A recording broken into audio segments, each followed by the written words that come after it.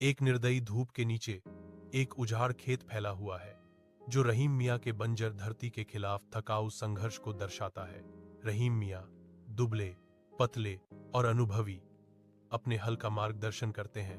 प्रत्येक गति निराशा के बावजूद लचीलेपन का प्रमाण है। पसीने से उसका माथा भीग जाता है। परिश्रम की एक नदी उसके चेहरे पर रेखाएं बनाती है क्योंकि वह अड़ियल मिट्टी से जूझता है। हल की लयबद्ध चरमराहट भारी चुप्पी को चीरती है।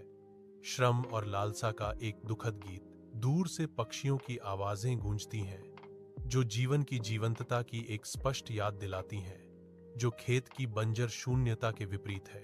उसका फटा हुआ तौलिया भीगा हुआ और भारी सूरज की तेज चमक से बहुत कम राहत देता है, केवल एक क्षणिक राहत। मैदान के किनारे रहीम मियाँ एक मिट्टी के बर्तन से राहत की तलाश करते हैं। उनके चेहरे पर थकान गहरी अंकित है। थकान के बावजूद रहीम मियाँ की आंखों में उम्मीद की एक झलक चमकती है क्योंकि वह आकाश की ओर देखता है। वह न केवल पानी के लिए प्यासा है बल्कि बारिश के लिए भी। उसकी आशा भरी निगाहों में एक मौन विनती। धुंधली दूरी में शांत गांव के घर रहीम के परिश्रम के विपरीत है। दूर की आकृतियां आराम कर रही हैं।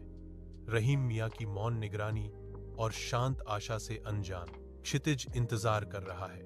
रहीम मियाँ की आंखों में प्रत्याशा को प्रतिबिंबित करता है। बारिश के लिए एक मौन प्रार्थना। रहीम की पत्नी खाना बनाती है जबकि उनका बेटा एक टिमटिमाती हुई लालटेन के नीचे पड़ता है। छायाएं उनके विनम्र घर में नाचती हैं। रहीम थका हुआ प्रवेश करता है।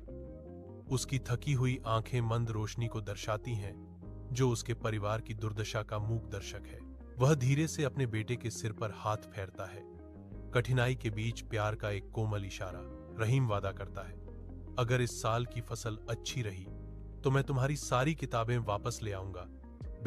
बेटा ऊपर देखता है। उसकी आंखों में उम्मीद चमकती है जो पल भर के लिए कमरे की उदासी को ग्रहण लगा देती।